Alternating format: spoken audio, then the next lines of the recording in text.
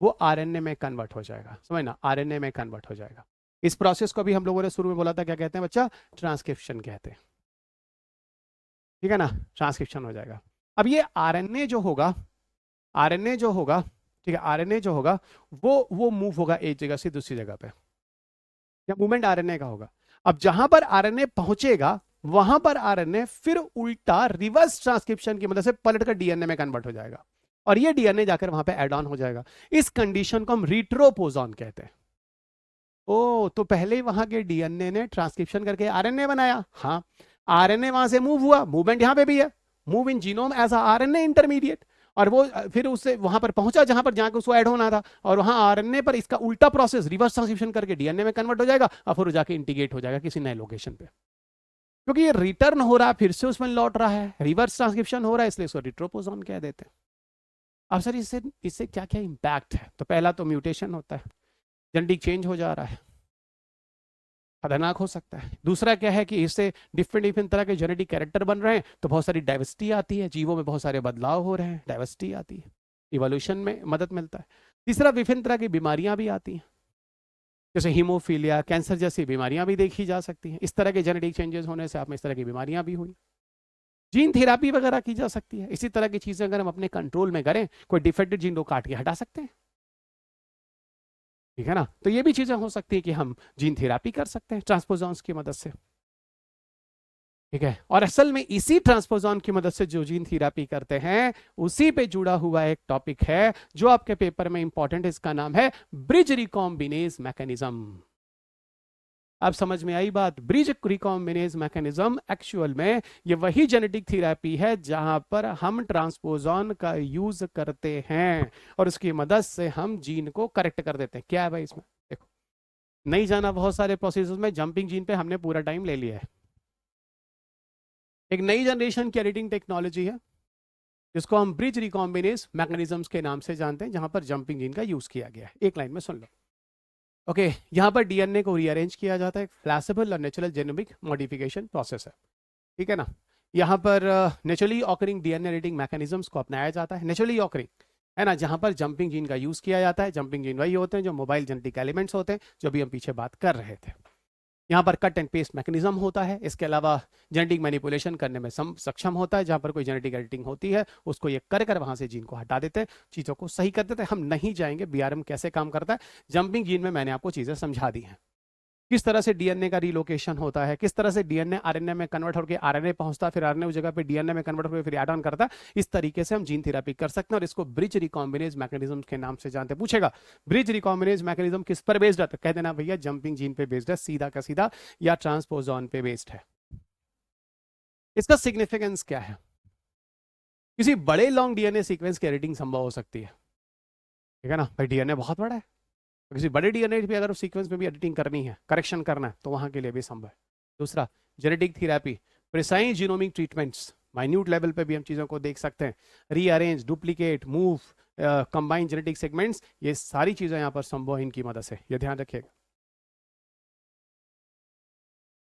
देखो, इसके अलावा और भी जीन एडिटिंग टेक्नोलॉजी से दुनिया में डेवलप हुए हैं। क्रिस्पर कैस्टाइन, जिसपे 2 बार यूपीएससी ने क्वेश्चन पूछ लिया है, tele nucleus, zinc finger nucleus, RNA interference, ये सारी की सारी टेक्नोलॉजीज हैं जो डेवलप हुई। और अभी एक हम लोग बात कर रहे थे ना, वो जब जेनेटिकली मॉडिफाइड क्रॉप की बात कर रहे थे, जो फ्लैट सेट टोमेटो मैंने आपको कहा था, पता है ये फ्लैट सेट टोमेटो जो है ना, दुनिया का पहला जेनेटिकली मॉडिफाइड क्रॉप है, ओके, जिसको कॉमर्शलाइज किया गया था। उसको करने के लिए आरएनए इंटरफेरेंस प्रोसेस को यूज किया गया था। आरएनए इंटरफेरेंस प्रोसेस क्या होता है पता है? जो डीएनए से आरएनए बनता है ना, इसको ट्रांसक्रिप्शन कहते हैं। फिर आरएनए से क्या होता है, डिफरेंट तरह के आरएनए बनते हैं, राइबोसोमल, मैसेंजर और ट्रांसफर आरएनए बनते हैं। और फिर यही आरएनए आगे चल के क्या बनाते हैं, प्रोटीन बनाते हैं। इस प्रोसेस को हम कहते हैं ट्रांसक्रिप्शन। आपको बताया था शुरुआत में इस चैप्टर के, इस प्रोसेस को कहते हैं पोस्ट ट्रांसक्रिप्शन। असल में आरएनए इंटरफेरेंस प्रोसेस में ना, इस पोस्ट ट्रांसक्रिप्शन के मैकेनिज्म को रोक दिया जाता है। तो पीछे जो जीन जो डीएनए के अंदर होता है, वो आगे चल के अपना प्रोटीन नहीं बनाएगा, क्योंकि हमारे शरीर के अंदर सारे के सारे कैरेक्टर जो होते हैं किस रूप में बनते हैं, प्रोटीन के फॉर्म में। अगर मान लो हमको सिकल सेलेमिया बीमारी है, इसका मतलब हमारे अंदर सिकल सेलेमिया प्रोटीन बन रहा है, और उस प्रोटीन या उस कैरेक्टर को कौन बना रहा है, इस डीएनए के अंदर मौजूद एक जीन है। तो ये जीन सिकल सेलेमिया का है, जो हमारे मम्मी पापा से आया है, और यही चलकर आगे वो प्रोटीन बना रहा है। और इस प्रोसेस को अगर रोक दे तो आरएनए को हमने इंटरफियर कर दिया तो जो जेनेटिक डिफेक्ट था वो ठीक हो जाएगा। तो ये भी एक तरह से gene editing technology, RNA interference, RNA को इंटरफियर कर देना। और इसी को आप पोस्ट ट्रांसक्रिप्शन लेवल पे कह रहे हैं, इसीलिए आप पोस्ट ट्रांसक्रिप्शन जीन साइलेंसिंग कहते हैं, क्योंकि जीन को यहां पर उसके एक्सप्रेशन को आपने साइलेंट कर दिया, या इसी को साइलेंट जीन बोल लो। ये क्वेश्चन आपके पेपर में आरएनए इंटरफेरेंस, आप पीटीजी जाके देख लेना, 2018 के पीटी में आया हुआ है, स्टैटिक क्वेश्चन है। सोचो, दुनिया का पहला जेनेटिकली मॉडिफाइड प्लांट 30 साल पहले की बात कर रहा हूं, इसी तकनीकी से यूज किया गया था, और 25 साल 27 साल के बाद ये क्वेश्चन करंट अफेयर्स का था जो आया था। जो लोग साइंस को सिर्फ करंट अफेयर्स मानते हैं उनके लिए तो कह सकते हो 25 साल पुराना ये पौधा यूपीएससी के पेपर में आया। मत बोलो करंट अफेयर्स, ये सब्जेक्ट भी बहुत खूबसूरत है, सिर्फ स्टार्टिंग है, बहुत मजा आने वाला है इसमें भी।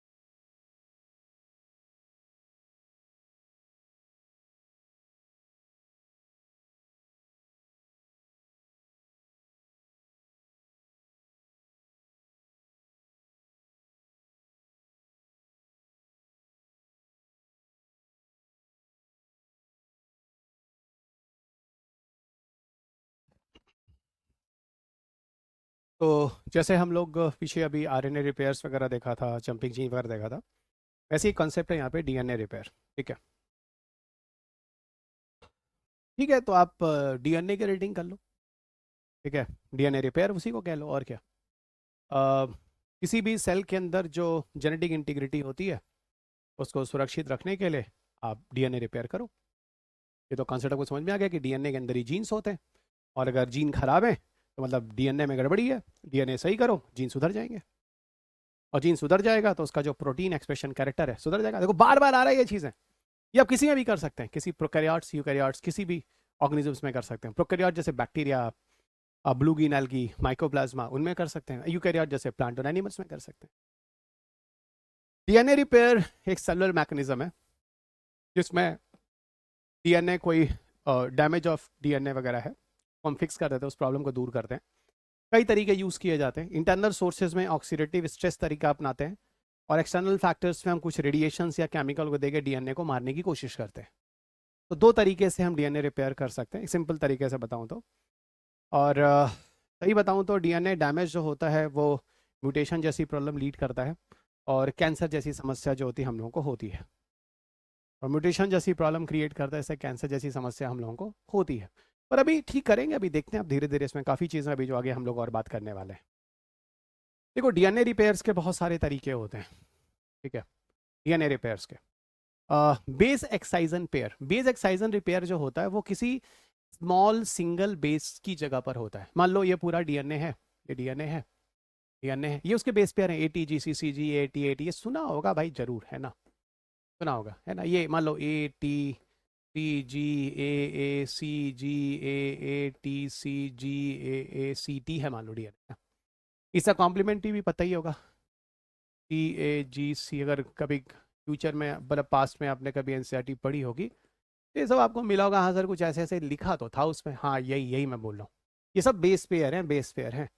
क्या कह रहा है, अगर किसी स्मॉल सिंगल बेस डैमेज है, कोई स्मॉल सिंगल बेस डैमेज है, कहीं ये डैमेज हुआ, ये डैमेज हुआ, उसकी रिपेयरिंग हम इससे करते हैं, डीएनए की रिपेयरिंग करते हैं। और आपको बता दूं, अगर कहीं भी कोई डैमेज हो रहा है, उसकी वजह से पूरा का पूरा जो प्रोटीन इससे बन रहा होगा, जो गुड़ बन रहा होगा, बदल जाता होगा। इसको एक सिंगल सेल है जो बेस एक्साइजन रिपेयर है, तो किसी बेस वगैरह में कोई इफेक्ट आए उसको रिपेयरिंग करने का काम एक इस तरीके से डीएनए रिपेयर किया जाता है। दूसरा क्या है, न्यूक्लियोटाइड एक्साइजन रिपेयर। ओके, पूरे न्यूक्लियोटाइड का टुकड़ा ही, पूरा न्यूक्लियोटाइड का टुकड़ा ही, ठीक है ना, आप उसमें रिपेयर कर सकते हैं। न्यूक्लियोटाइड किससे कहते हैं, न्यूक्लियोसाइड प्लस फास्फोरिक एसिड। अब न्यूक्लियोसाइड किसे कहते हैं, अगर आप बड़ा बेसिक जाओ, न्यूक्लियोटाइड किसे कहते हैं,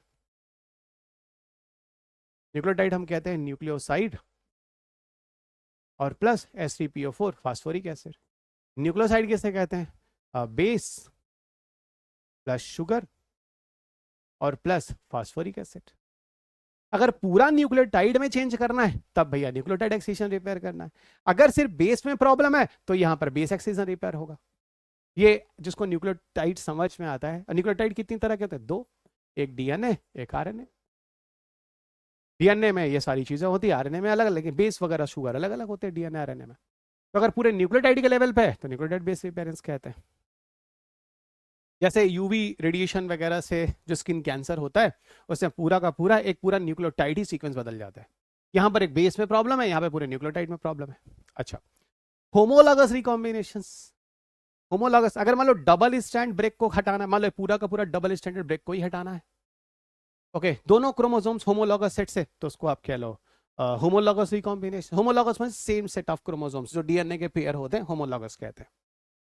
और अगर नॉन होमोलॉगस है तो वहां से अगर हटाने के लिए तो वहां पर भी हम उसको कर सकते हैं। होमोलॉगस मतलब क्या, मान लो ये सेम है, ए है ए है, बी है बी है, ए है ए है, बी है बी है, ये होमोलॉगस है। सेम तरह के अगर सेट ऑफ एलील्स या क्रोमोसोम्स उनको होमोलॉगस कहते हैं।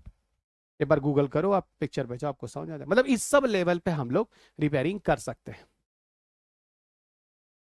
अब देखो, डीएनए रिपेयर से हम डिफरेंट तरह के ट्रीटमेंट कर सकते हैं, कैंसर ट्रीटमेंट वगैरह कर सकते हैं। जैसे cancer cells, okay, activate their DNA repair system with stand chemotherapy. अब देखा ना, ये बहुत इंटरेस्टिंग चीज आपको बताने जा रहा हूँ, एक बड़ा ही स्पेसिफिक चीज है, ठीक है। असल में होता क्या है, जो जब आप कोई दवा देते हैं, जैसे कीमोस वगैरह देते हैं कैंसर को मारने के लिए, तो जो कैंसर सेल होते हैं ना, उसके अंदर एक एंजाइम होता है जिसका नाम है TDP1 एंजाइम। ये जो आप डीएनए को डैमेज कर रहे हैं कीमोथेरेपी देकर, उस डीएनए डैमेज को फिर से रिपेयर करने का काम करता है TDP1 एंजाइम। ये तो बड़ा खतरनाक है सर, फिर तो हमारा कीमो इफेक्टिव ही नहीं करेगा। करेगा ना, वही तो मैं आपको बताने जा रहा हूँ, है ना। आप क्या करो, एक नया ट्रीटमेंट है जिसकी मदद से इस TDP1 या कुछ अदर जो रिपेयर पाथवे हैं उन मैकेनिज्म को ब्लॉक कर देता है। तो सर इसका मतलब जो दवाइयां होंगी वो सिर्फ और सिर्फ जाके कैंसर सेल को मारेंगी, और कैंसर सेल के अंदर जो इस तरह के एंजाइम है जो उनकी रिपेयरिंग कर लेते हैं, उस डीएनए को जो मरते हैं फिर बना लेते हैं, उस तरह की चीजें नहीं बनेंगी और कैंसर से उपचार हो जाएगा। हाँ, तो ये ध्यान रखना, TDP1 लिखा है, TDP1 एंजाइम, देखो लिखा, cancer cell often activate their DNA repair system to withstand chemotherapy. Chemotherapy देने के बाद भी वो खड़े हैं, मर नहीं रहे हैं, फिर से वो रिजुविनेट हो जाते हैं। क्यों? क्योंकि TDP1 एंजाइम होता है जो क्रूशियल रिपेयरिंग ड्रग इंड्यूस्ड है ना, रिपेयरिंग है। जब कोई भी दवा ववा देते हो और डीएनए को डैमेज करने के लिए, तो ये एंजाइम उसके अंदर जो कैंसर सेल के अंदर उसकी रिपेयरिंग कर लेता है। इस तरीके से कोई भी ट्यूमर वूमर जो है वो नहीं रुकता है। अगर आप दवा भी देते हैं तो भी वो बन रहा होता है, लेकिन यहीं पर एक नया ट्रीटमेंट है जहां पर हम TDP1 को ब्लॉक कर देंगे अदर रिपेयर पाथवे सिस्टम के द्वारा। PARP इनहिबिटर्स कह सकते हो आप, PRP इनहिबिटर्स, जो making the cancer cell more vulnerable and improving the therapy outcomes. तो इनकी मदद से हम कैंसर का उपचार 100% कर सकते हैं। तो बायोटेक्नोलॉजी का उपचार यहां पर बायोटेक्नोलॉजी का यूज होगा। अगला टॉपिक है plant genome editing tool. Plant genomic या जीनोम एडिटिंग टूल, ये नाम ध्यान रखना, आपके पेपर में आता है तो ये नाम किससे जुड़ा हुआ है, तो पौधों के अंदर एक जीनोम एडिटिंग का एक तरीका है जिसका नाम है ISDRA 2 TNPB। कुछ इसमें कैपिटल लेटर में है टर्म, ओके, और कुछ इसमें स्मॉल लेटर में है, तो ये ध्यान रखना। और एक अल्फाबेट का यूज भी किया गया है। तो अजीब सा नाम आपको दिखेगा तो जान जाना प्लांट जीनोम एडिटिंग टूल का तरीका है। क्या है ये चीज, आइए इससे बात करते हैं। किसने इसको डेवलप किया पहले वो बताता हूं। Indian council of agriculture research ने एक miniature plant genome editing tool ISDRA 2 TNPB develop किया है। मिनिएचर मीन्स बहुत छोटा सा टुकड़ा है ये एक प्रोटीन का। और एक तरह से बताऊं, ये अगली पीढ़ी का एक जीनोम एडिटिंग तकनीकी है, ठीक है, जिसको करने के लिए एक बैक्टीरिया का यूज किया गया जिसका नाम है डिनोकॉकस रेडियोड्यूरेंस। ओके, और ये इसके अंदर क्या होता है, असल में एक टीएनपीबी प्रोटीन फैमिली होती है जिसका यूज किया जाता है इस पूरे ट्रीटमेंट करने के लिए। और ये जो प्रोटीन फैमिली होती है टीएनपीबी, ओके, जो इस बैक्टीरिया के अंदर से हम यूज निकालते हैं, यूज करते हैं, इसका जो अमीनो एसिड सीक्वेंस है इस प्रोटीन का बहुत छोटा टुकड़ा 350 से 500 अमीनो एसिड का होता है। आपको पता होगा amino acid is the protein units, protein units को अमीनो एसिड कहते हैं। अमीनो एसिड ज़्यादा होगा तो प्रोटीन ज़्यादा होगा। ओके, और अगर हम देखें तो इसको कंपैरिजन करें क्रिस्पर कैस 9। अच्छा, ये जो प्रोटीन होता है ना, ये इसका इसका जो बैकग्राउंड है वो कैस 12 है। कैस 12 इसका इंसेस्टर है। तो अगर हम कैस 12 से ये TNPBR प्रोटीन जो फैमिली बन रही है इसकी इसी की यूरिजिन है, मतलब ये पेरेंटल है और ये उसका बच्चा है, ऐसे समझ लो।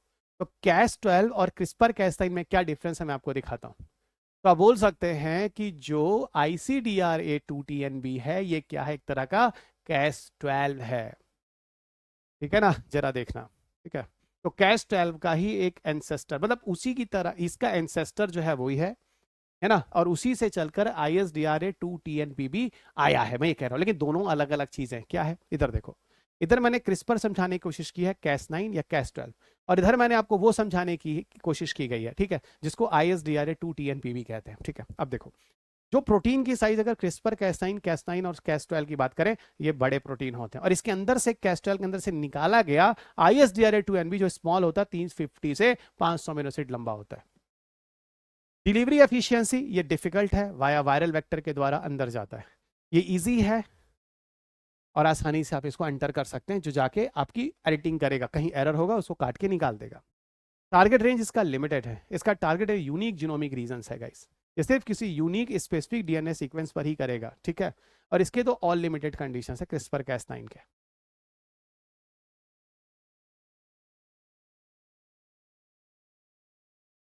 ओके, तो ठीक है, तो टारगेट स्पेसिफिक डीएनए सीक्वेंस को ठीक करेगा, ट्रांसपोजान जैसी चीज़ों को हम यहाँ पे यूज़ करेंगे, ठीक है।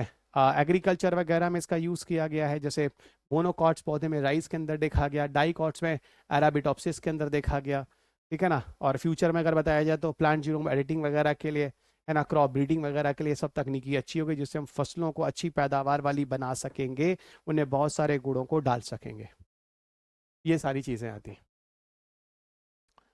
अगले डिस्कशन पर आते हैं, जो टॉपिक हमेशा ही इंपॉर्टेंट है, लेकिन भारत में कुछ हुआ। क्या हुआ?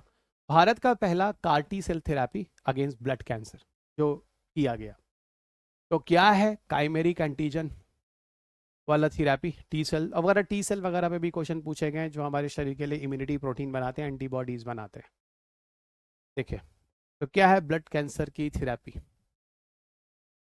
ओके, हीमोफीलिया जैसी बीमारी, कई सारी बीमारियां हैं जिसमें हम इस तरह की ट्रीटमेंट ले सकते हैं।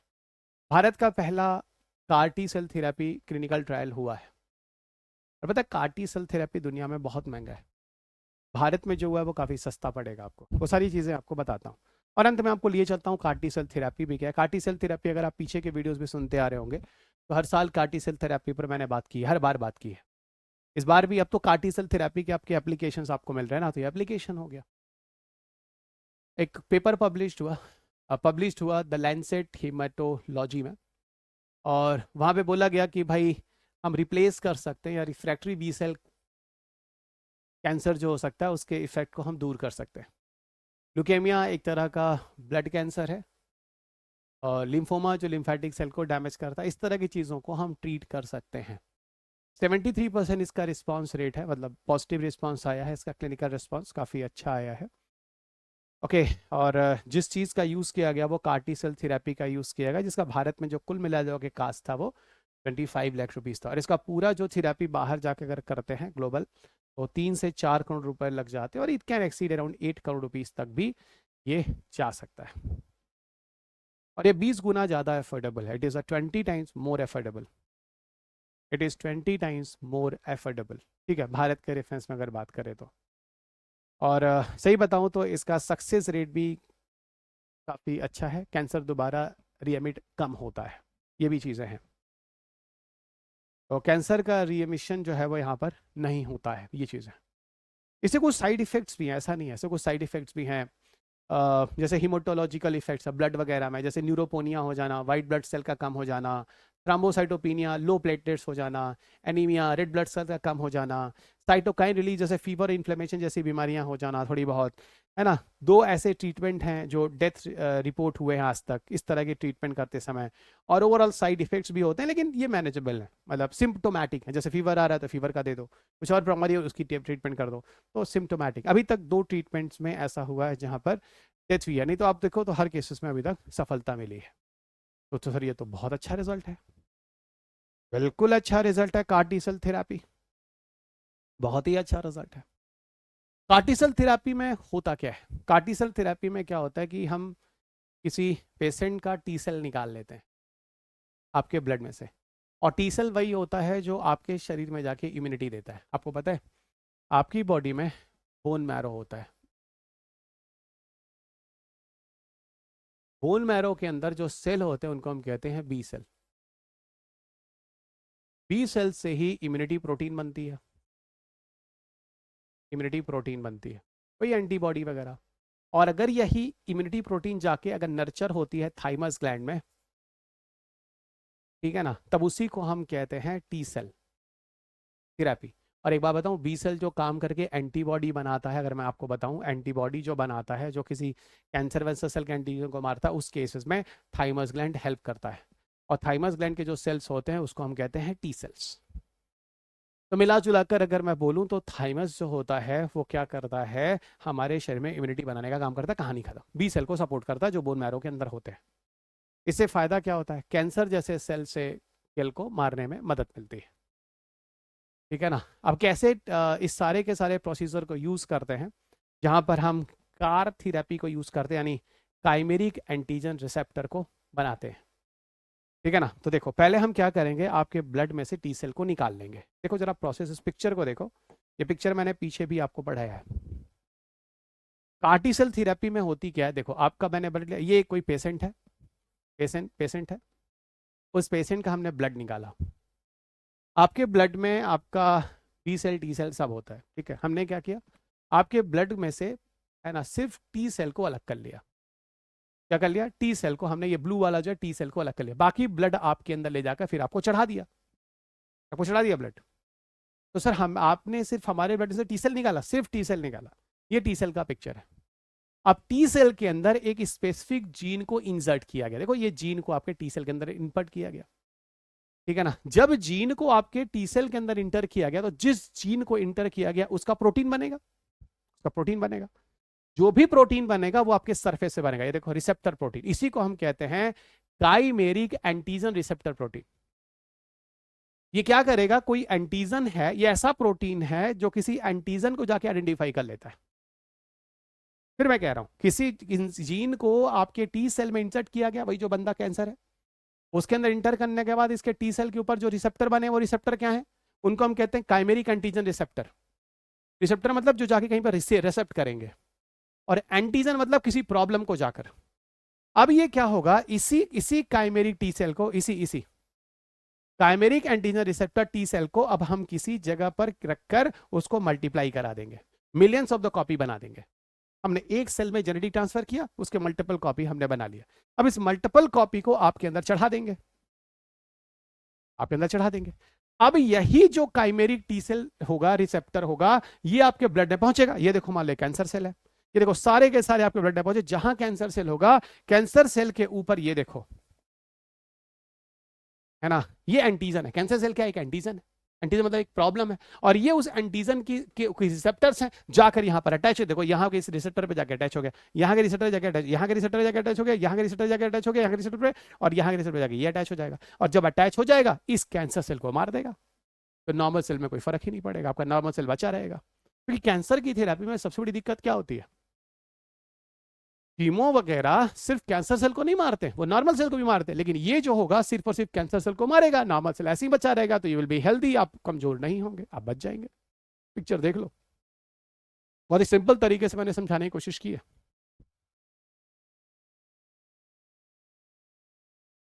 अगले टॉपिक की तरफ आते हैं, India's first gene therapy for haemophilia A. अब क्या है वह हीमोफीलिया? इसमें स्टेम सेल रिसर्च है इसके पीछे पूरी कहानी। असल में हीमोफीलिया एक ब्लड की बीमारी है। इसको हम रॉयल डिजीज के नाम से भी जानते हैं। पहले थोड़ा बैकग्राउंड समझ लो।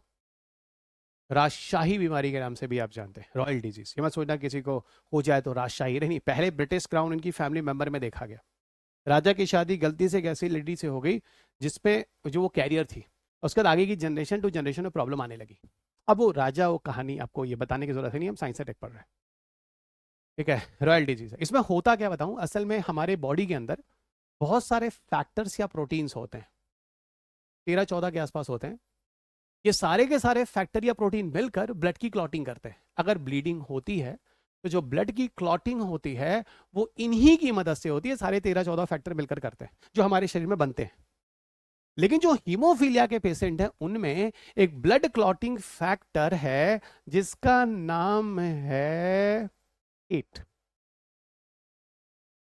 ये इन लोगों में नहीं बनता है, इनके अंदर इस तरह के जेनेटिक डिफेक्ट होते हैं जिसकी वजह से ब्लड क्लॉटिंग फैक्टर 8 नहीं बनता। तो सर बाकी 13-14 होने के बाद भी कुछ नहीं कर पाते।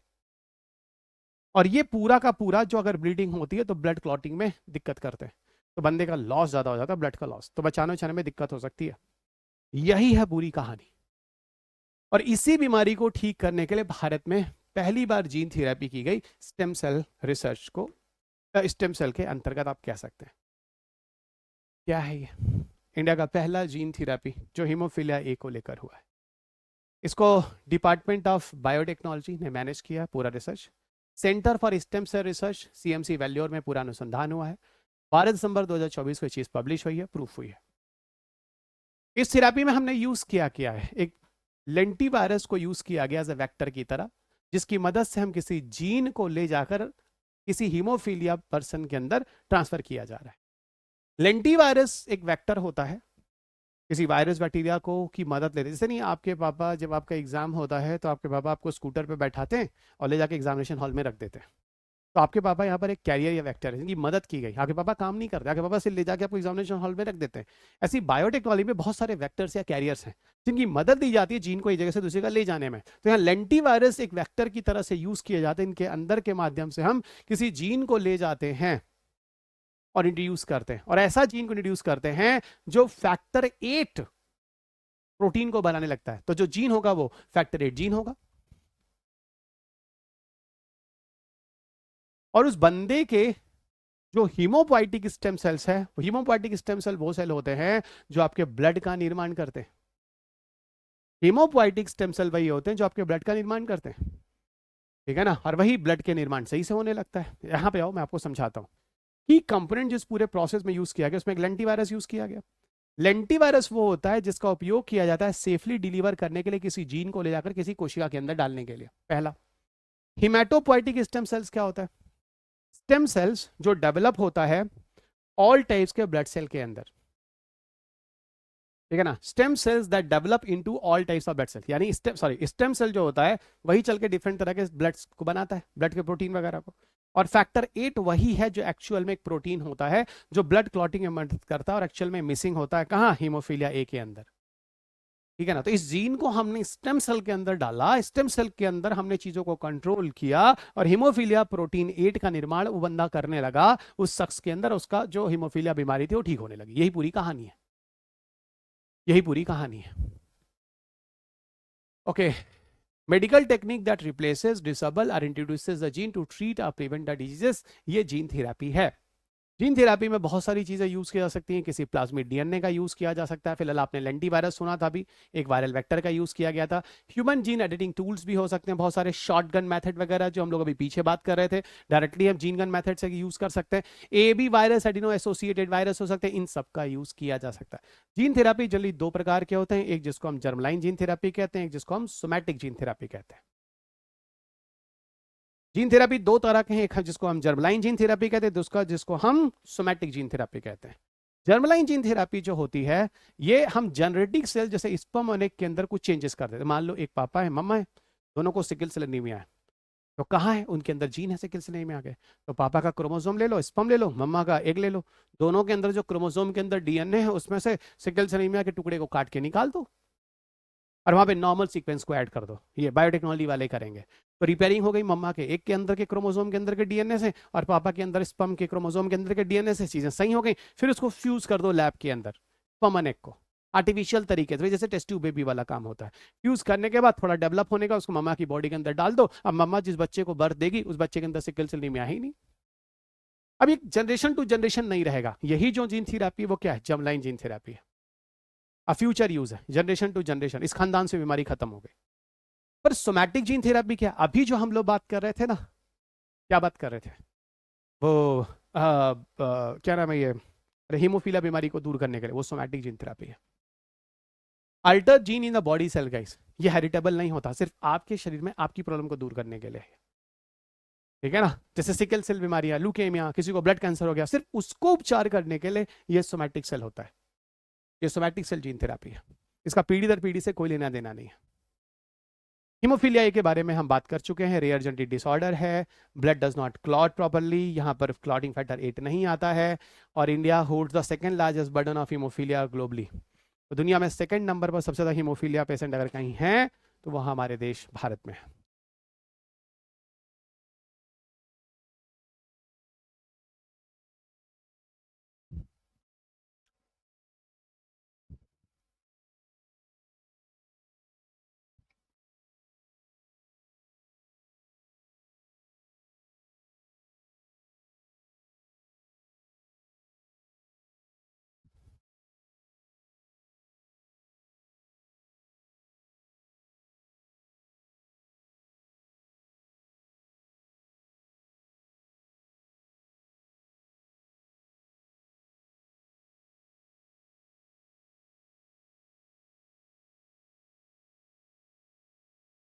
हेलो,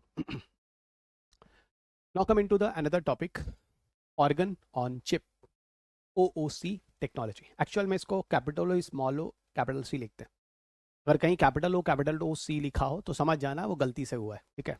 वो बीच वाला स्मॉल ओ ही होगा, क्योंकि कई जगह आपको मिलेगा। ओके, वो मैंने शुरू में नहीं देखा लेकिन इस PDF में वैसे आ गया, कैपिटल ओ स्मॉल ओ सी होता है। ऑर्गन ऑन चिप टेक्नोलॉजी बड़ी इंटरेस्टिंग चीज़ है। अब किसी अनुसंधान को करने के लिए किसी जानवर की ज़रूरत नहीं है, उसको मारने की ज़रूरत नहीं है, और किसी ह्यूमन के अंदर भी एक्सपेरिमेंट करने की ज़रूरत नहीं है कि हु हवा गया तो। मतलब कहना क्या चाह रहे हो सर, ऑर्गन ऑन चिप, यही मैं कह रहा हूँ, इनडायरेक्टली आपको मैसेज दे रहा था। क्या है ये, आइए आपको लिए चलते हैं, बहुत ही इंटरेस्टिंग चीज़ है। क्या है पूरा एक्सपेरिमेंट, धीरे धीरे आपको समझ में आ जाएगा इसके अंदर क्या क्या चीज़ें होती हैं। ऑर्गन ऑन चिप टेक्नोलॉजी में एक्चुअल में एक माइक्रो फ्लूइड्स को बनाया जाता है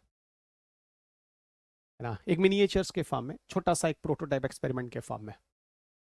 और पूरा बिल्कुल वैसे ही जैसे कि ह्यूमन का ऑर्गन होता है, उसको एक चिप पर उस तरह की चीज़ों को बनाकर और उस पर एक्सपेरिमेंट कराया जाता है। सब कुछ बहुत ही कंट्रोल तरीके से होता है। और एक्चुअल में जो यहाँ पर चिप के अंदर जो ऑर्गन है ना, बिल्कुल उसी तरह का स्ट्रक्चर और फंक्शन होता है जो एक्चुअल ऑर्गन का होता है, पूरा मिमिक्री करता है, उसकी पूरी कॉपी होती है यहाँ पे।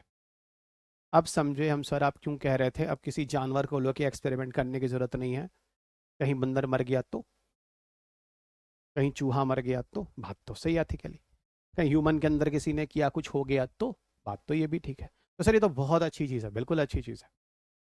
ओके, OC डिवाइस क्या होते हैं, टाइनी फ्लूइड चैनल्स होते हैं, ओके, जो बिल्कुल सिमुलेट होते हैं ब्लड फ्लो की तरह, जैसे ब्लड फ्लो होता है किसी न्यूट्रिएंट ट्रांसपोर्ट को करने के लिए। और इसके अलावा बहुत सारे फिजियोलॉजिकल प्रोसेस होते हैं जो किसी ऑर्गन के अंदर होते हैं, उन सबको सपोर्ट करता है, उन सबको सपोर्ट करता है, ठीक है। और यहां पर जो सेल को ग्रो कराते हैं OC टेक्नोलॉजी में, पूरा 3 डायमेंशनल स्ट्रक्चर उस चिप पर बनता है, एकदम रियल टिश्यू की तरह। तो ठीक है सर, इसमें तो हम वेरियस ऑर्गन की चीज़ों की एक मॉडलिंग कर सकते हैं और उनके होने वाले इफेक्ट को देख सकते हैं, हार्ट के टिश्यू पर, लंग्स के टिश्यू पर, लीवर के टिश्यू पर, ब्रेन के टिश्यू पर, एग्जैक्टली इन सबके टिश्यूज को हम डेवलप करके उस चिप के द्वारा हम उस पर एक्सपेरिमेंट कर उसके इफेक्ट को देख सकते हैं, किसी भी दवा वगैरह के प्रयोग को देख सकते हैं। Drug testing and disease modelling के लिए काफ़ी अच्छा है, ठीक है, कॉस्ट इफेक्टिव है। किसी पर्सनलाइज मेडिसिन किसी स्पेसिफिक बंदे में, स्पेसिफिक बॉडी पार्ट में, स्पेसिफिक लेवल ले प्रॉब्लम को भी चेक कर पाना और ट्रीटमेंट कर पाना संभव हो पाएगा, और मल्टी ऑर्गन सिस्टम के लिए भी इफेक्टिव है ये। अलग अलग ऑर्गन की तरह के सैंपल बना बनाकर अलग अलग तरह के मॉडलिंग कर करके अलग अलग तरह के एक्सपेरिमेंट किए जा सकते हैं। क्या है ये पूरा रिपोर्ट, उस पर हम लोग बात करेंगे अभी। और उसके पहले आपको मैं बता दूं, देखो क्या क्या हुआ है। Examples of application of OC technology क्या है भाई? Organ on chip, lung on chip. अरे सर, लंग्स की चीजों को बनाएगा, लंग के टिश्यूज को बढ़ाएगा, बिल्कुल। और इसकी मदद से ये चेक किया गया कि कैसे किसी दवा वगैरह को या टॉक्सिन वगैरह का, है ना, जो इनहेल के द्वारा लंग्स के टिश्यूज में इफेक्ट पड़ता है, क्या पड़ेगा। गट ऑन चिप, जो आपका इंटेस्टाइनल वाला पार्ट है, उस पर जो किसी ड्रग वगैरह का जो एब्जॉर्प्शन है, उसकी मेटाबॉलिज्म है, जो आपके डाइजेस्टिव सिस्टम में क्या इफेक्ट डालती है जब आप कोई दवा लेते हैं, उसकी स्टडी हुई है। लीवर में क्या हुआ है, effect of drugs on liver function and toxicity को चेक किया गया है। हार्ट ऑन चिप में क्या है, modelling of heart disease and testing new treatment of the heart condition को चेक किया गया। और क्या किया गया, brain on chip, the effect of drugs on the brain function and चीजों को सेट किया गया, कैसे न्यूरोलॉजिकल डिजीजेस में कौन सी दवा कहां पर प्रभावी होती, पार्किंसन बीमारी, सेरेब्रल पाल्सी बीमारी, अल्जाइमर बीमारी, इन सब से बचने के लिए भविष्य में ये सब एक्सपेरिमेंट काम आने वाले हैं। भाई किसी भी पर्सन को अगर पार्किंसन है तो ट्रायल के लिए थोड़ी ना उसको यूज करोगे। अगर उस तरह के ब्रेन की चीजों को बनाकर एक प्रोटोटाइप एक चिप के ऊपर उस पर एक्सपेरिमेंट कराने के लिए चीज अच्छी है। कौन अपने घर का कोई मेंबर देगा कि भैया अल्जाइमर से ग्रसित दिन में ट्रीटमेंट कर लो, चेक कर लो, एक्सपेरिमेंट कर लो ना। पर ये प्रोटोटाइप एक्सपेरिमेंट है, एथिकली तो चाहेगा भी नहीं डॉक्टर का भी। देखो न्यूज ये है, ऑर्गन ऑन चिप टेक्नोलॉजी भविष्य में आपको बताऊं तो ऐसा कहते हैं लगभग 1.4 बिलियन यूएस डॉलर का एक मार्केट है 2032 तक प्रोजेक्टेड है। और बायो ई3 पॉलिसी जो है भारत में, अभी हम लोग बात करेंगे, सबसे लास्ट टॉपिक वही है, बायो 3 पॉलिसी और स्पेस टेक्नोलॉजी भी आगे बात करेंगे, उसको बताऊंगा, जिससे हम कहते हैं biotechnology for economy environment and employment. इसके अंतर्गत ये मुहिम आया है, बिल्कुल उसी से जुड़ा हुआ है। इसमें यही है कि हमें प्रिसीजन मेडिसिन डेवलप करनी है, एकदम प्रिसाइज मेडिसिन, और रिड्यूस होना है डिपेंडेंस ऑन एनिमल टेस्टिंग पर। हमें नहीं चाहिए चूहा, हमें नहीं चाहिए बंदर। ऑर्गन ऑन चिप में हमने बात की थी माइक्रोफ्लूइड्स और ह्यूमन सेल्स के इंटरेक्शन से हम लोग सिमुलेट करते हैं, चीजों को चेक करते हैं, बहुत तरह के फिजियोलॉजिकल और मैकेनोलॉजिकल रिस्पॉन्सेज कि हमारे शरीर में क्या पड़ते हैं इन टिश्यू टेस्टिंग करके। ओके, टिश्यू करके। बाकी इसमें ऐसा कुछ नहीं है जो आपको बताऊं, मैंने आपको काफी चीजें बता दी हैं। एडवांटेजेस क्या है इस चीज का, प्रिसिजन थेरेपी हो पाएगी, ड्रग का एफिकेसी टेस्ट हो पाएगा, ह्यूमन सिमुलेशन मतलब ह्यूमन की तरह की चीज़ें यहाँ पर चेक हो जाएंगी, एथिकल अल्टरनेटिव है, किसी की जान नहीं ले रहे हैं, मल्टी ऑर्गन इंटरेक्शन कर सकते हैं, डिजीज वगैरह पे रिसर्च करना काफ़ी आसान होगा, ठीक है ना। चैलेंजेस क्या है, टेक्निकल कॉम्प्लेक्सिटी, ठीक है, इस तरह की टेक्नोलॉजी वगैरह इतना आसान भी नहीं है डेवलप कर पाना, difficult to mimic the full organ, पूरी तरह से ऑर्गन बन जाए उसी तरह का फीचर वाला। दूसरा स्टैंडर्डाइजेशन इश्यूज है। ओके, अब लैक ऑफ यूनिवर्सल मटेरियल्स या प्रोटोकॉल्स कोई इस तरह का भी आया नहीं है इंटरनेशनल लेवल पे, standardisation issues, ethical legal issue भी हो सकते हैं, ठीक है, क्योंकि यहाँ पर स्पेशली जो पेशेंट है वो डिराइव्ड सेल्स हैं एंड डेटा यूज हो रहे हैं, ठीक है, specially around the patient derived cells and data use हो सकता है। तो एथिकल और लीगल इश्यूज भी हो सकते हैं, क्योंकि आपकी बॉडी का लेके बनाया जा रहा है, तो हो सकता है कोई बोले भाई ह्यूमन की बॉडी पर इस तरह की चेक की जाए, भाई हो सकता है, कुछ लोग कह ही सकते हैं, ठीक है, इस तरह की चीज़ें भी हैं। अदर इश्यूज में देखा जाए तो रेगुलेटरी गैप्स है, हाई कॉस्ट है, लिमिटेड इम्यून सिस्टम मॉडलिंग है, ठीक है, इसमें अभी ये सब चीज़ें चेक होनी बाकी हैं, मतलब इस पर अभी काफ़ी सारा एक्सपेरिमेंट और होना बाकी है। अब देखो other related new approach methodology जो और भी चीज़ें हैं, तो न्यू अप्रोच मैथडोलॉजीज में आप ऑर्गेनॉइड जैसी टेक्नोलॉजी हैं जो डेवलप हुई हैं, स्फीरॉइड जैसी टेक्नोलॉजी है डेवलप हुई है, बायो प्रिंटिंग जैसी टेक्नोलॉजी डेवलप हुई है, जहाँ आप ऑर्गन बना सकते हैं स्टेम सेल वगैरह से। ये सारी टेक्नोलॉजी कहीं ना कहीं ओसीज की ही तरह की चीज़ें हैं जो सपोर्ट करती हैं, पर सारी अलग अलग चीज़ें। यहाँ पर ऑर्गेनॉइड्स में हमने क्या किया, स्टेम सेल की मदद से इन विट्रो आर्टिफिशियल तरीके से हमने क्या है 3D मिनी ऑर्गन्स बनाए हैं। जैसे बायो प्रिंटिंग है तो बायो प्रिंटर की मदद से हमने क्या किया 3D ऑब्जेक्ट बनाया, टिश्यूज ऑर्गन बनाए, किडनी बनाए। एक साइंटिस्ट आपको बताऊं, एंटोनी अटाला, एंटोनी अटाला, इसने पता क्या किया, 7 से 8 घंटे के अंदर स्टेम सेल की मदद से किडनी बना ली। ये वही चीज़ तो है, ये वही चीज़ तो है बायो प्रिंटिंग। किसका स्टेम सेल है, जिसका किडनी बनाना है, स्टेम सेल लेकर उसका बना लो। इसको देखते हुए अगर देखा जाए तो कौन कौन से स्टेप्स हैं जो प्रिजन मेडिसिन और ओईसी को लेके भारत के लिए है, तो पहला बायो 3 पॉलिसी जो हम लोग आगे बात करेंगे, अमेंडेड एनडीसीटी रूल्स 2019 में जो लाया गया, जीनोम इंडिया प्रोजेक्ट जो काम कर रहा है, फिनोम इंडिया, लाइफस्टाइल और फिजिकल ट्रेट्स की स्टडी की जाती है जीनोमिक डेटा के बेस पे। ठीक है, इंडियन कैंसर जीनोमिक एटलस है जो काम कर रहा है। ग्लोबल दुनिया में इनिशिएटिव देखें तो एफडीए मॉडर्नाइजेशन एक्ट 2.0 लाया गया, ये सब काम करने के लिए प्राइवेट सेक्टर भी काम कर रहा है। ठीक है, तो ओसीज को लेकर बहुत सारे पॉजिटिव न्यूज़ हैं, और देश में ही नहीं, और बहुत सारी ऐसी चीज़ें हैं जो ओसी जैसे एक्सपेरिमेंट को भारत में सपोर्ट कर रही है, जिसकी एक लिस्ट मैंने आपको दे दी है। और दुनिया में भी इस तरह के सपोर्टिंग चैनल है जो काम कर रहे हैं, ये ऊपर ऊपर से इसको ध्यान रखिएगा। अगला टॉपिक है हे फ्लिक लिमिट, बहुत इंटरेस्टिंग टॉपिक है। हे फ्लिक लिमिट क्या है भाई? हे फ्लिक लिमिट समझो जरा। असल में हे फ्लिक लिमिट में क्या है, इसको हम लोग टीलोमियर्स द बायोलॉजिकल क्लॉक भी कहते हैं। फिलहाल हे फ्लिक साहब की डेथ हो चुकी है, पर ये टॉपिक न्यूज़ का है, और ये टॉपिक आपको वैसे भी जानना चाहिए। ठीक है, क्या है हेप्लिक इफेक्ट, और जहां पर टीलोमियर्स जैसी चीज़ों की मदद से हम ये बता सकते हैं आप कितने साल में मरेंगे। फिर क्या बातें बोल रहे हैं, बिल्कुल, ये बिल्कुल मैं आपको बताने वाला हूं। हमारे शरीर में दो तरह के सेल्स होते हैं, एक जिसे हम कहते हैं सोमैटिक सेल, और दूसरा जिसे हम कहते हैं जनरेटिव सेल, या इसको आप जर्म सेल भी कह सकते हैं, या इसको आप रिप्रोडक्टिव सेल भी कह सकते हैं।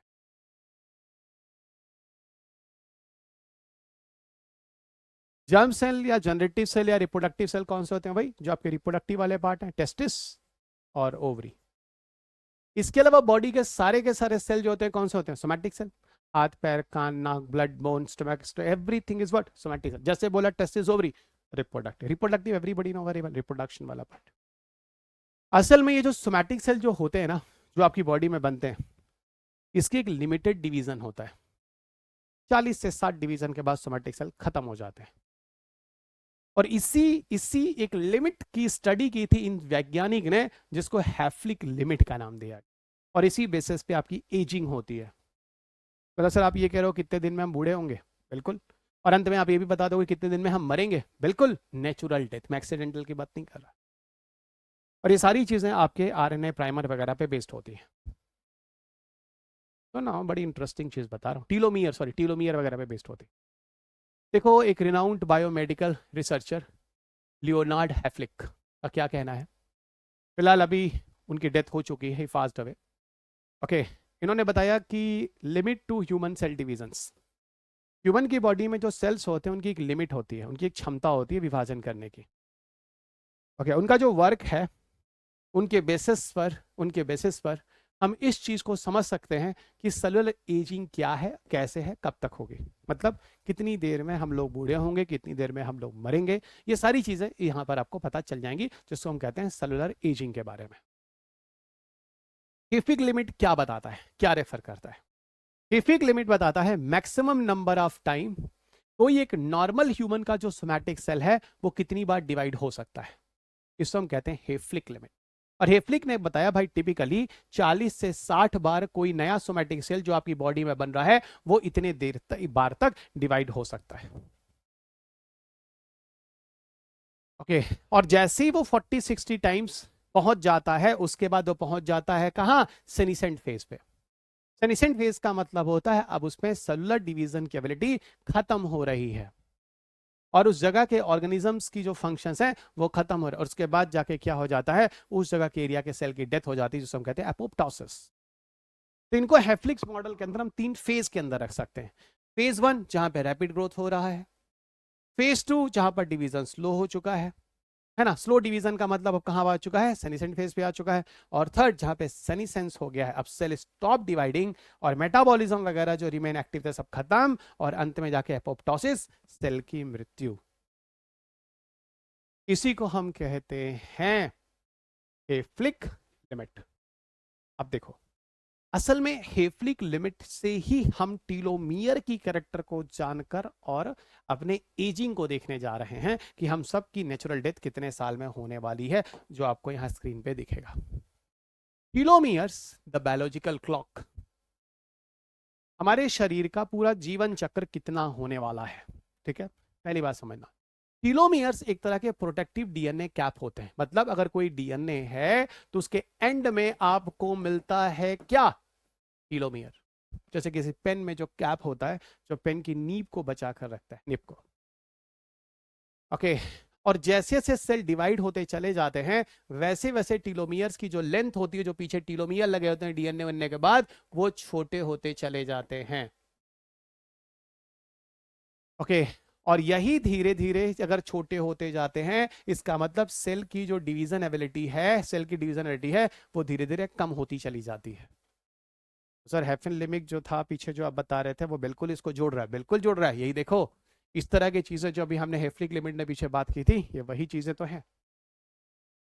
तो शॉर्ट एंड टीलोमियर्स अगर जितना छोटा होता चला गया, आपकी एजिंग उतनी जल्दी होगी, ठीक है ना। और इसी से आपका लाइफ स्पैन वगैरह डिटरमाइन हो सकता है कि आपकी नेचुरल डेथ कब होगी, एक सामान्य बंदा जो मर सकता है कितने दिन में। और इसकी मदद से आप ageing, cancer biology, age related diseases को समझने में मदद मिलती है। और इसके बेसिस पर हम लोग रिसर्च करके रीजनरेटिव मेडिसिन बना सकते हैं और बहुत सारे टीलोमियर टारगेट थेरेपी कर सकते हैं, जिससे टीलोमियर की साइज छोटी ना हो और बंदे की लाइफ बड़ी हो। रीजनरेटिव मेडिसिन क्या होते हैं? रीजनरेटिव मेडिसिन वही होते हैं जो आपकी रिपेयरिंग करते हैं, डैमेज सेलर टिश्यूज को रिप्लेस करते हैं, आपकी बॉडी को काफी दिन तक यंग बना के रखते हैं।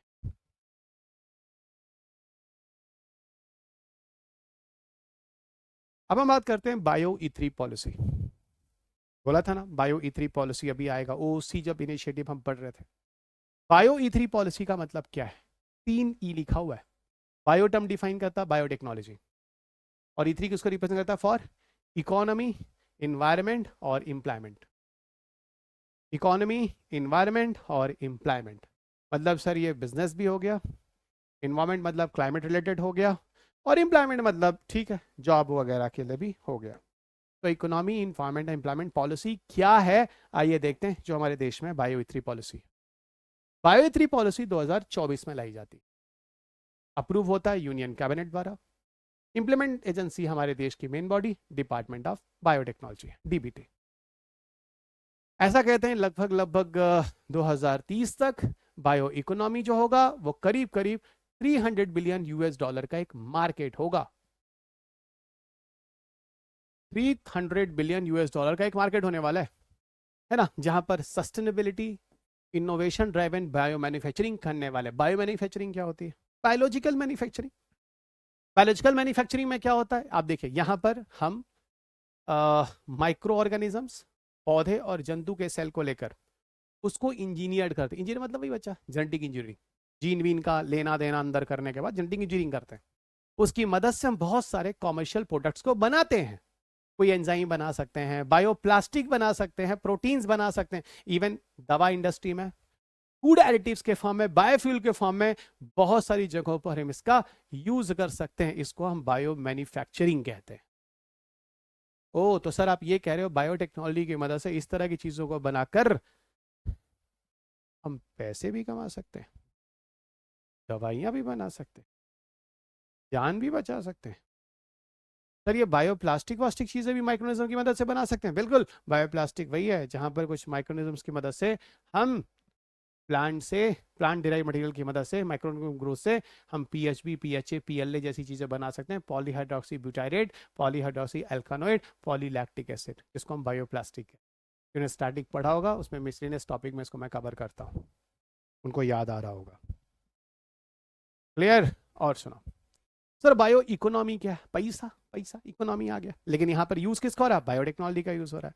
देखो इसको फूड एंड एग्रीकल्चर ऑर्गेनाइजेशंस, है ना, इंटरनेशनल बॉडी ने क्या डिफाइन किया? कहा भाई कोई प्रोडक्शन, यूज और कंजर्वेशन ऑफ बायोलॉजिकल रिसोर्सेज जो हम कर रहे हैं वो इसका पार्ट है। इसमें क्या क्या आता है? एग्रीकल्चर और aquaculture, bioplastic, biodegradable clothings, functional food, medicine and biofuels. ये सारी चीजों को अगर इकोनॉमिकल कॉन्सेप्ट पे बोलो तो बायो इकोनॉमी कह लो। अब देखो बायो 3 पॉलिसी का फोकस एरिया क्या क्या है, क्या क्या टारगेट है और क्या क्या विजन है। फोकस एरिया अगर हम बात करें तो रिसर्च एंड डेवलपमेंट को सपोर्ट करता है। एंटरप्रेन्योरशिप, आओ भाई नए नए अनुसंधान अनुसंधान करते हैं। और कुल मिला के 6 थीमेटिक सेक्टर में अनुसंधान करने की बात करें, वो सारे 6 थीमेटिक सेक्टर नीचे मैंने लिख दिए हैं। बायो बेस्ड केमिकल एंजाइम का फॉर्मेशन, फूड्स और स्मार्ट प्रोटीन का फॉर्मेशन, बायोथेरेपी करना, है ना, क्लाइमेट वगैरह से बचने के लिए, मतलब क्लाइमेट रेजिलेंस एग्रीकल्चर, एग्रीकल्चर को हम करें लेकिन क्लाइमेट को नुकसान ना पहुंचाएं, इस तरह की चीजों को करें। कार्बन कैप्चर और यूटिलाइजेशन, एटमॉस्फेयर से CO2 को एब्जॉर्ब करें, इन्वायरमेंट मतलब वही हो गया। और अगला फ्यूचरिस्टिक मरीन स्पेस रिसर्च में भी हम लिविंग ऑर्गेनिज्म को यूज करें। और अभी हम लोग बात करने वाले हैं बायोटेक्नोलॉजी एंड स्पेस रिसर्च, मतलब इस वाले इनिशिएटिव को हम अलग से एक टॉपिक पकड़ेंगे और इस पे बात करेंगे। वेट, टारगेट क्या है? टारगेट यही है कि चीजें सस्टेनेबल हो, फूड सिक्योरिटी हो, क्लाइमेट सुरक्षित हो और बायो इकोनॉमिक ग्रोथ भी हो। विजन क्या है? विजन यह है कि बायो मैन्युफैक्चरिंग पे जोर दिया जाए, ग्लोबल स्टैंडर्ड, लोकल इनोवेशंस किए जाएं और दुनिया के जो मानक हैं उनको फॉलो किया जाए, बड़ी बड़ी चीजें बनाई जाए, दुनिया में मार्केट में जाए। तो बायो मैन्युफैक्चरिंग, बायो इकोनॉमी, इस तरह की चीजें बायो थ्री के अंतर्गत, बायो E3 के अंतर्गत आती हैं। अब देखो, इस पे बात करने की जरूरत नहीं है। बायो AI हब के माध्यम से हम इन चीज़ों को प्रमोट कर सकते हैं। आर्टिफिशियल इंटेलिजेंस तो हर जगह हम उसका सपोर्ट ले सकते हैं। बायो मैन्युफैक्चरिंग हब बना सकते हैं, ठीक है, स्टार्टअप वगैरह रिसर्च वगैरह करने के लिए। रेगुलेटरी फ्रेमवर्क हो सकता है ताकि बायो सेफ्टी, बायो सिक्योरिटी वगैरह की चीज़ें हों। और डेटा वगैरह को एक ओपन साइंस के फॉर्म में हम प्रमोट कर सकते हैं ताकि हाँ ठीक है, जो चीज़ें बनाई उनका आपको इंटेलेक्चुअल प्रॉपर्टी राइट होना चाहिए ताकि आपके रिसर्च वगैरह की चीज़ों को कोई मिसयूज़ ना कर सके, ठीक है। और प्रोटेक्शन तो बहुत ज़रूरी है भाई, कोई रिसर्च अनुसंधान कर रहा है तभी करेगा ना जब उसका रिसर्च अनुसंधान उसको फ़ायदा देगा, नहीं तो कहाँ आदमी 80 साल 70 साल तक कोई रिसर्च करेगा। बायो 3 की ज़रूरत क्यों है, ठीक है, और उसके चैलेंजेस क्या क्या है? देखो, पहले बायो 3 इज नीडेड, तो उसके चैलेंजेस क्या है? सस्टेनेबिलिटी, दूसरा है न्यूट्रिशन एंड फूड सिक्योरिटी, तीसरा है हेल्थ केयर रिवॉल्यूशन, चौथा है क्लाइमेट मिटिगेशन, पांचवा है स्पेस मिशंस और छठवां है स्किल गैप। ये कुछ चैलेंजेस हैं जो बायो E3 को लिए हैं। तो सस्टेनेबल मतलब जो चीज़ें ला रहे हैं वो नुकसान ना हो, ना तो हेल्थ के लिए हो ना तो इन्वायरमेंट के लिए, उसका मतलब सस्टेनेबल होता है। न्यूट्रिशन एंड फूड सिक्योरिटी, मतलब फूड सिक्योरिटी और न्यूट्रिशन की सप्लाई होनी चाहिए, अच्छी गुणवत्ता वाली चीज़ें आनी चाहिए। ठीक है, हेल्थ केयर रिवोल्यूशन होना चाहिए, डिफरेंट डिफरेंट तरह के gene therapy, mRNA therapy, monoclonal antibody जैसे रिसर्च, मैप वगैरह चीज़ें आनी चाहिए। क्लाइमेट मिटिगेशन, अभी आप सुन ही रहे थे कि कार्बन डाइऑक्साइड वगैरह को सिंक किया जाए एटमॉस्फेयर से, इस तरह की चीज़ें होनी चाहिए। स्पेस मिशंस हैं कि हम अंतरिक्ष में अगर इंसानों को ले जाएं तो उनके सपोर्टिंग सिस्टम किस तरह से डेवलप किए जाएं। Space friendly nutrition, bio based packaging क्या क्या की जाए। स्किल गैप है, अगर ट्रेनिंग वगैरह में, बायो इंजीनियरिंग वगैरह में AI बायोलॉजी स्किल वगैरह है तो उसको डेवलप किया जाए। इस तरह के चैलेंजेस हैं तो इस तरह की मदद ली जाएगी, वही चीज़ें दी गई, ये चैलेंजेस हैं तो ये मदद ली जाएंगी, इस तरह से ये दिक्कतें खत्म हो जाएंगी।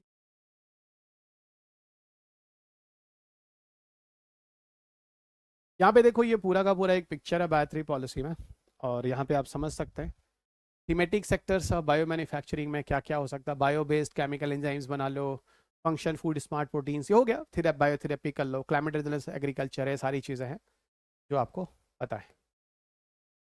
अब इसी बेसिस पर हमारे देश में अदर भी इनिशिएटिव्स हैं जो बायो इकोनॉमी को बूस्ट करने के लिए 2016 में जैसे national mission on bio economy I, 2017 में नेशनल बायो फार्मा मिशन आया, 2015 से 2020 में नेशनल बायोटेक्नोलॉजी डेवलपमेंट स्ट्रेटजी आई, 2018 में नेशनल पॉलिसी ऑन बायोफिल आया, सारी चीज़ें हैं।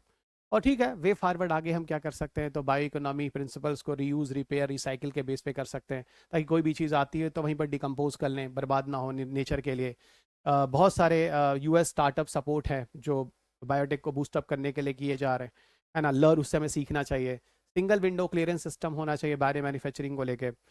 स्टेम टैलेंटेड भाई, साइंस, टेक्नोलॉजी, इंजीनियरिंग और मैथमेटिक्स के टैलेंटेड को और ज़्यादा भारत में निखारने की ज़रूरत होगी, निखरेगी, इस तरह की चीज़ें हैं। इंटरनेशनल कोलैबोरेशंस होगा अमेरिका, जापान, फिनलैंड वगैरह के साथ, है ना, जहाँ पर हम चीज़ों को और बड़े लेवल पर, है ना, बायो 3 पॉलिसी के अंतर्गत हम ले आ पाएंगे। ये सब चीज़ें कहीं ना कहीं कमिंग फ्यूचर के लिए जो आपके आंसर लिखने में काम आती है। और बायो 3 पॉलिसी वगैरह देखना, ये सब पेपर के लिए अच्छे क्वेश्चन हैं।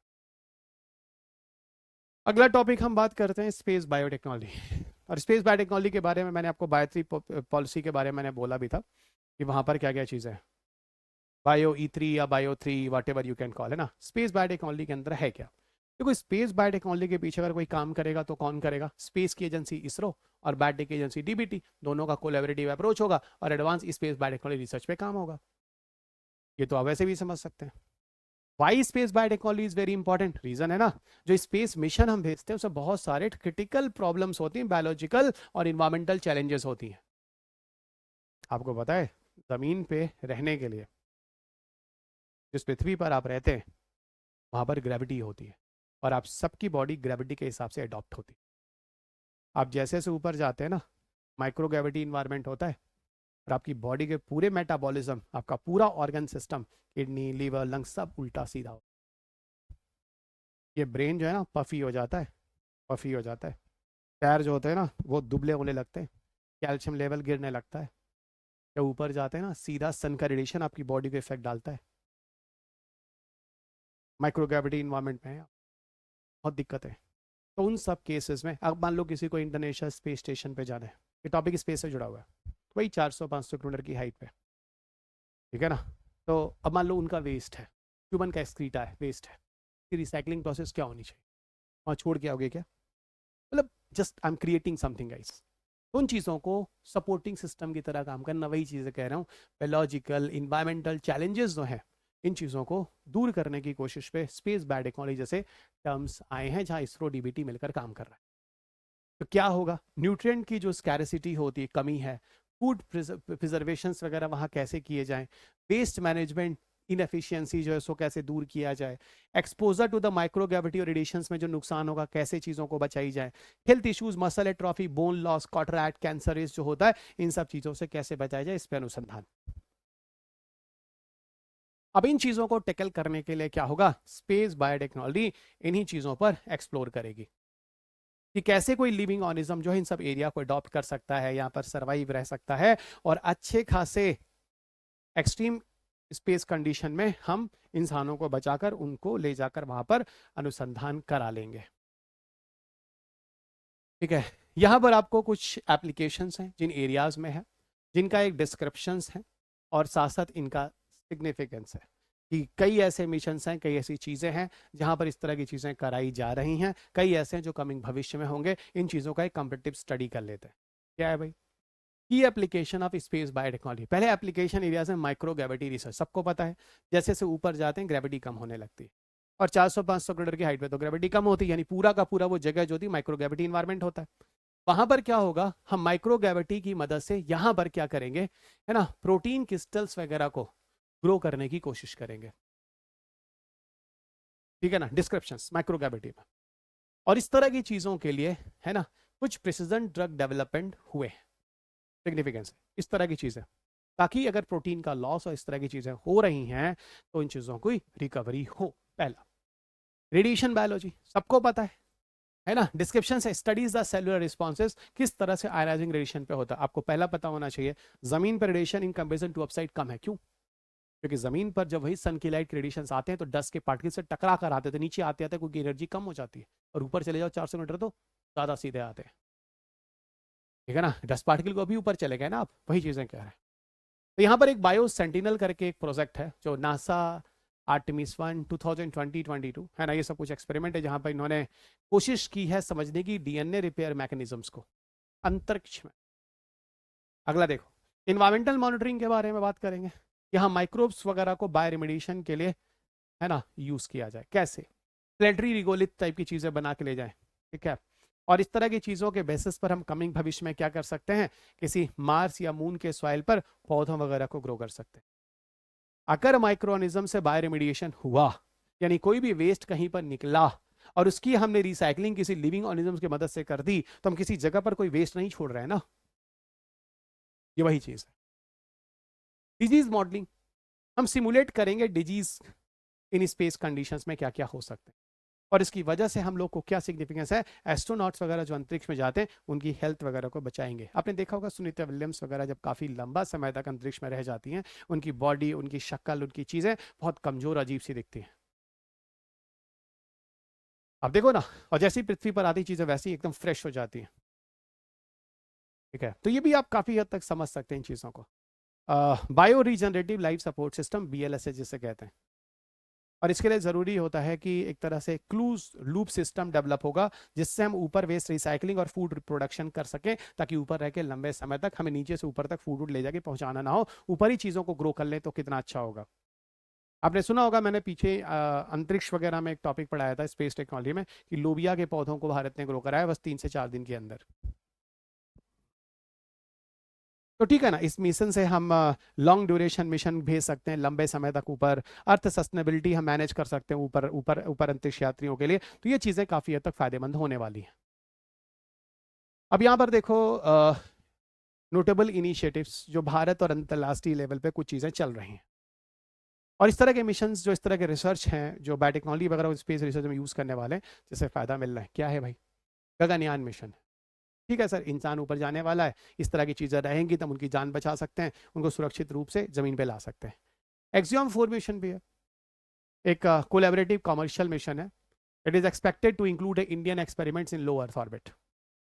ठीक है ना, इसमें Indian experiments low earth orbit, मतलब भारत को इंक्लूड है इसमें, Bharat is the member here, और जिसमें लो अर्थ ऑर्बिट पे एक्सपेरिमेंट कर सकता है। ग्लोबल लेवल पे नासा का स्पेस बायोलॉजी प्रोग्राम है, यूरोपियन स्पेस एजेंसी का बायो लैब है, और चाइना का स्पेस ब्रीडिंग प्रोग्राम है। ये सारी चीज़ें भी अंतर्राष्ट्रीय स्तर पर, मतलब जैसे देखो आईएसएस में, इंटरनेशनल स्पेस स्टेशन पे पौधे को ग्रो करा रहे हैं ये लोग। ओके, स्पेस में स्टडी करना चाह रहे हैं माइक्रोनिज्म्स और टिश्यूज में, सेल्स में क्या चीज़ें बदल रही हैं, है ना। एक आईएसएस का इंटरनेशनल स्पेस स्टेशन पे एक लैब बना रहे हैं, डेडिकेटेड लैब है। चाइना का स्पेस ब्रीडिंग जो है, मतलब यूरोपियन कंट्री है ना, चाइना का स्पेस ब्रीडिंग प्रोग्राम है, इसमें स्पेस इन्वायरमेंट को इंड्यूस कर रहे हैं, benefited the genetic mutations in the crops, कि अगर स्पेस वाले जगहों पे जाकर अगर पौधों को ले जाकर जेनेटिक म्यूटेशन कराकर हम उनमें कोशिश करें उनकी पैदावार बढ़ा दें, उनकी प्रोडक्टिविटी बढ़ा दें, इस तरह की चीज़ें कर लें। पर ये सब अभी रिसर्च लेवल पे है, और इसमें काफ़ी हद तक हम लोग सफल हो चुके हैं।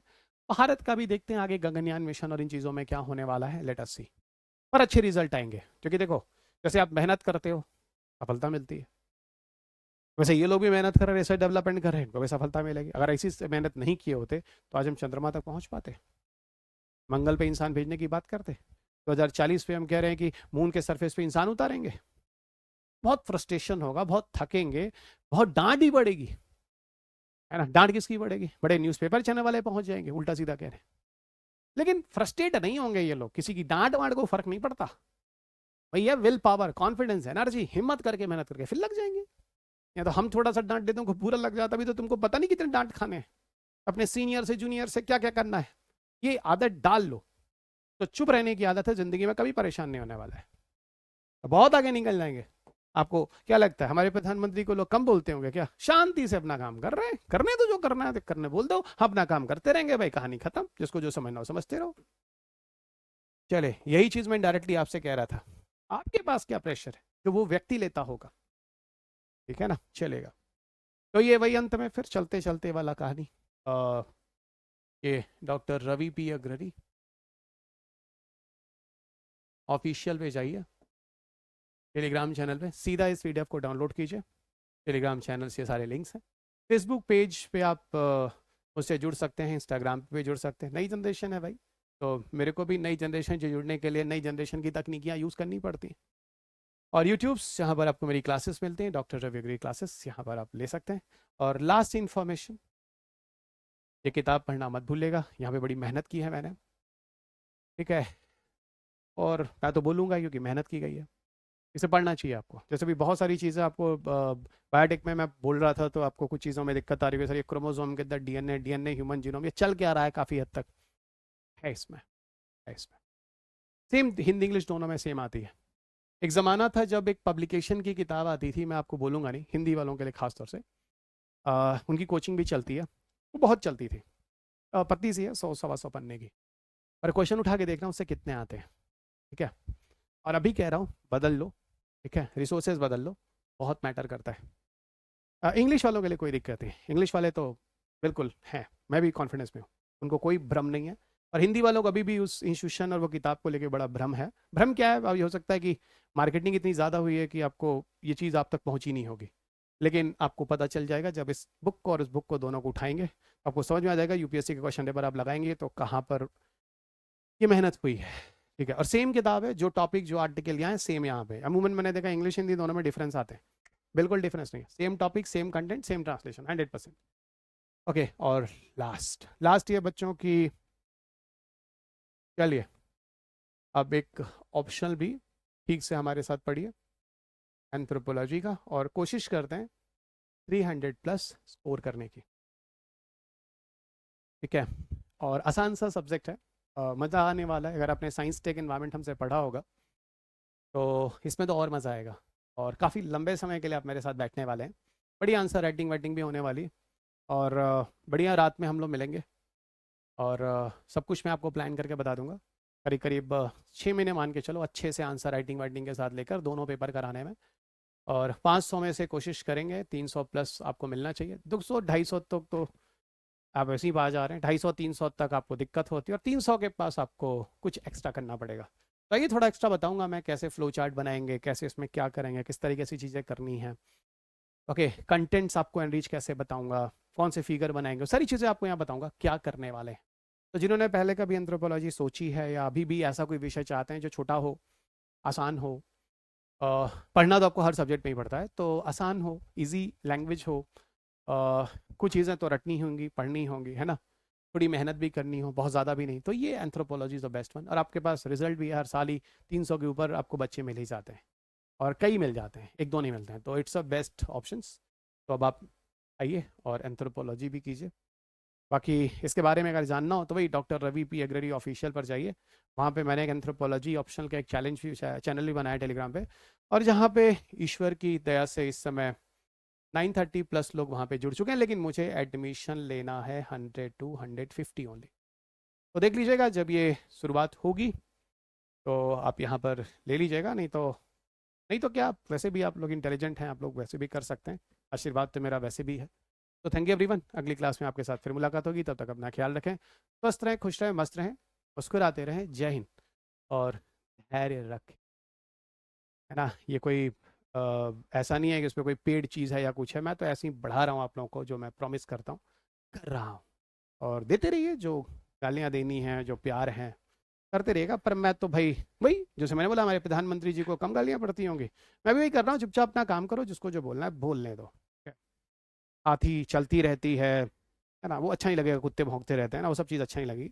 इसमें यही बोलेंगे कि थोड़ा मैच्योरिटी कम है, और समय के साथ बच्चों धैर्य रखो, ठीक है, बहुत ज़रूरी है। अभी तो आप पहला अटैम्प्ट देने जा रहे हो, दूसरा अटैम्प्ट देने जा रहे हो, अभी तो बहुत दूर तक लड़ाई लड़नी है।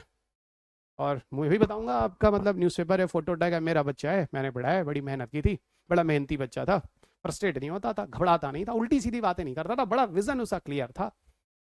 ऐसे थोड़ी ना, आप अपना क्या सोचते हो, उस बच्ची का सोचो। शक्ति दुबे जो 5वें रैंक पे जाके निकल कर आई है, सोचो उसको कितना सुनाई दिया होगा।